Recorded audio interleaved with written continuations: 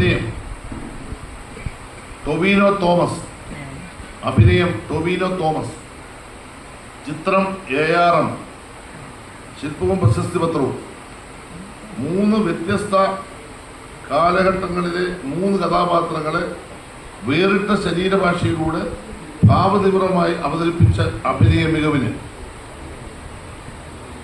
38 പ്രത്യേക ജൂറി പരാമർശം. അഭിനയം